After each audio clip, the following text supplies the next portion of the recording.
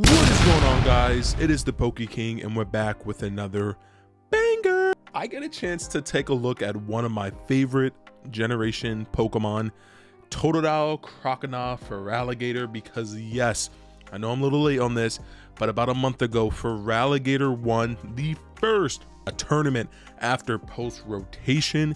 So all of Sword and Shield rotates out, and we play base set Scarlet and Violet and up. Feraligatr ended up winning the tournament, so we're going to take a look at the winning deck list. Let's get into the deck list. We got 3 Totodile.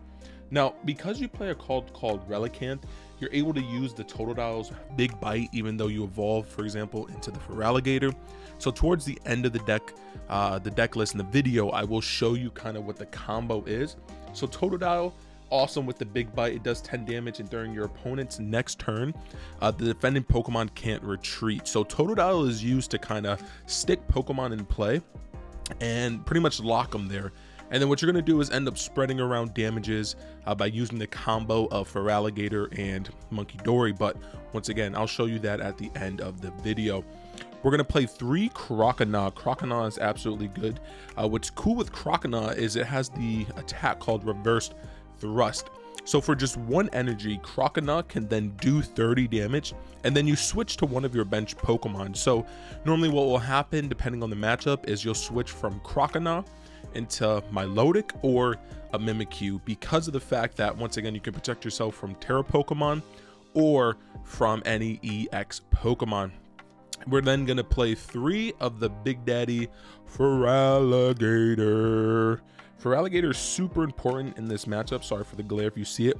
Feraligatr has the Torrential Heart ability, so once during your turn you may put 5 damage counters on this Pokemon, and then if you do during this turn, attacks used by this Pokemon do 120 more damage to your active. So once again, it doesn't do 120 more damage if it's the active Pokemon. So for example, like if you're attacking with this Feraligatr that didn't use the ability, it doesn't get the pump up, which is nice. So then Totodile, the 10 damage just keeps sticking, and then you can spread out damage. But what happens is you're going to put the 5 damage counters on Feraligatr and then use Munkidori to move it around and get it off of the Pokemon. So it's a great way to get damage counters on your Pokemon, and then once again use Munkidori's ability, Adrenabrain, to then move it around.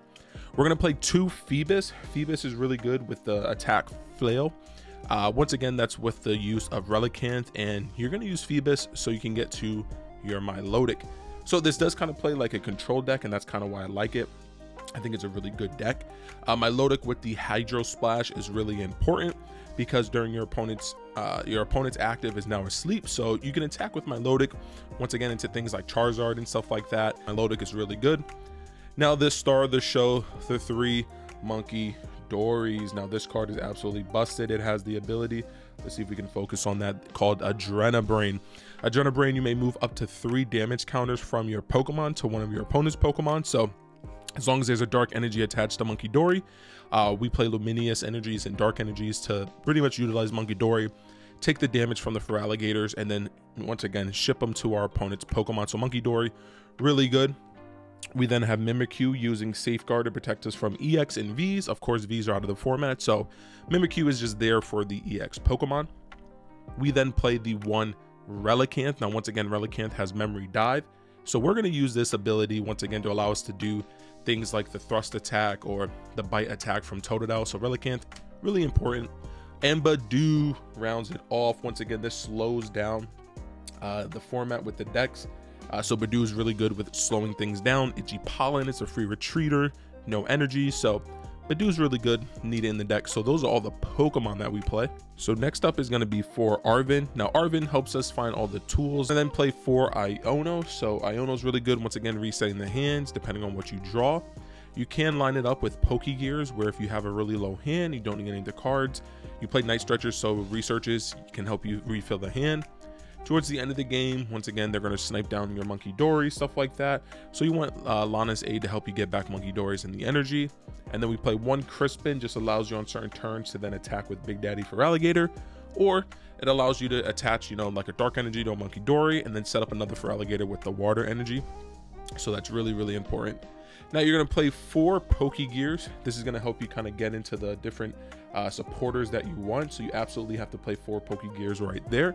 And once again, it's just great being able to cycle through the different supporters that you want at different optimal times. We're then going to play 3 counter catchers. So counter catchers, because once again, the deck is all single prizers, is normally you will fall behind. And you're going to just be spreading out damage. So they're going to take a knock on like a Badoo, and then you're going to counter catcher up something that you can stick in the active, and then just keep spreading the damage. We're going to play 1 Ultra Ball. Once again, searches out any Pokemon in the deck, but you'll use it for like the Milotic, the Feraligatr. 1 Buddy Buddy Poffin to grab the Totodile and like the Badoo. 1 Earthen Vessel, really good card. Obviously, once again, you know how good it is, searching out any energies you want to with the discard. And then we play the 1 of Night Stretcher. So my apologies, forgot the deck does not play that many Night Stretchers, but you play 1 to get back kind of what you need when you need it. And then it plays the Precious Trolley. So we can play more supporter cards and be less affected by Badoo in the beginning of the game. And then once again, rely on things like the Team Evo and stuff like that. So Precious Trolley is really good. Rescue Board allows you with the free retreat. So if you open up anything that's not like a Relicanth or anything like that, stick it on and then you're able to retreat out. Team Technician Evo, so good. This is absolutely needed in the deck just because of the fact that, once again, when you're slowing down the game or they're slowing down the game, then you're just going to basically Team Evo, get your Feraligatrs, we'll go into your Crocodiles, go into your Feraligatrs, and I'm sorry, it's Luxurious Cape, but once again, Evo, really good when it comes to that standpoint. And then we have Luxurious Cape, once again giving your Pokemon an extra 100 HP, and then it treats it as pretty much a 2 prizer. So it's almost like having a Feraligatr EX, a Mimikyu EX. We play sorry, not 1 but 2 Artisan, and this once again helps you just search out in the beginning of the game, even late game, the Monkeydories, the Badoo, the Mimikyu when you need it. And then for energies, we play 2 Luminous Energies, and these are really good once again because you need them for the Monkeydory or the Feraligatr. We play a lot of basics, and then for the basics, it's going to be 4, and then 4 Water Energies and 3 Dark Energies. We're gonna draw 7, and this is what we're looking at. And with this deck, most likely you want to go second. So we're gonna start off with a Monkeydory, and I'm not gonna lay out prizes just for time wise.